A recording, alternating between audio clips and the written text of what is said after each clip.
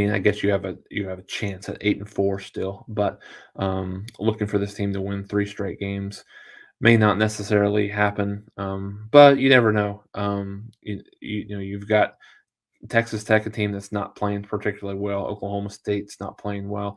West Virginia's not playing super well right now. So you've got three of the not bottom feeders, but OSU's still there around the middle of the pack. But again, just both teams, Oklahoma and Oklahoma State, both teams going in the opposite direction that they really need to be going in right now. So tough. It's a tough reality, but I think it's a reality that Oklahoma's in right now. So um, now like I said, now you go to Morgantown next week. I don't believe there's been a start time that's been established for that game yet, to my knowledge. So I think that we'll find that out probably either tomorrow or Monday. But that it's um, not looking like that will probably be a primetime game or anything like that. I would suspect an 11 a.m. game, or maybe even another ESPN Plus game, without a doubt. So um, just some other things to across the country here. So let's look at the Big 12 first. As we mentioned, Kansas beat Oklahoma State 37-16. Iowa State with a 31-14 win over West Virginia. TCU 34-24 victory over Texas Tech, and then Texas and Kansas State playing a little bit later this evening. Actually, just in a few minutes, getting ready to kick over on FS1. Big game, just really a big game there. If Kansas State is able to win that game, they put themselves in a really, really strong position for kind of being able to make that Big 12 championship game. TCU is obviously absolutely in the driver's seat, really just in terms of getting themselves in position to being 6-0 right now, three more games. They have to go on the road to a couple. TCU goes to Texas. TCU goes to Baylor. So Baylor's still in it. Obviously, they're in the third place spot right now. At 4-2, Oklahoma's at 2-4. Could have had a swing one way or the other there for that one, um, but yeah, that's where everything's at from a Big 12 perspective, and then nationally, the big game of the day obviously was Tennessee and Georgia. Georgia's winning that game right now, 27-13.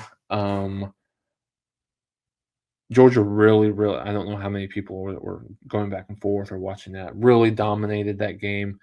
Um, in the first half at least. Maybe not quite as much in the second half. Looks like I don't know if Georgia called off the dogs to a certain degree, but 27-13 there. Looks like we have an upset in Champaign that's brewing here. Michigan State's up 23-15 over Illinois with about 11 seconds to go. Illinois does have the ball at the Michigan State 27, so we'll see how that one finishes. So a little bit of an upset, possibly looking right there. And then a couple of really big games this evening. Obviously, we talked about the Texas Kansas State game. Alabama and LSU kick off at 6 as well. And then Clemson at Notre Dame kick off at 6:30. And then you've got UCLA and Arizona State late at 9:30. That should be kind of an interesting game. UCLA and USC, they're battling for Pac-12 supremacy, along with obviously you got USC, UCLA, Oregon, Utah right there as well. So the kind of the playoff picture and the national picture will get clearer, obviously. The Heisman Trophy is interesting. It's kind of up. I think it's really, really up in the air right now. With Hendon Hooker not having a good game for for Tennessee, and obviously losing. I think Hendon Hooker was um, 23 for 33, 195 yards, no touchdowns and an interception.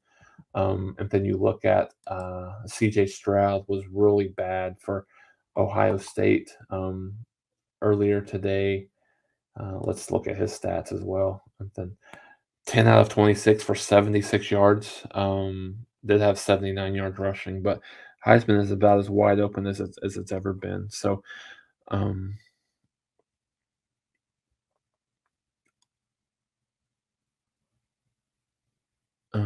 and so now we kind of look at the last half of this year. What possible transfer portal additions. How does this recruiting class how do they end up for the end of this regular season for Oklahoma. So those are things to, and can they get bowl eligible? I think this team I think they'll find at least one win in these next 3 games. I don't know if it'll be next week. I don't know if it'll be Bedlam or Texas Tech to end the regular season, but I think they find a win somewhere in the midst here in the rest of the regular season.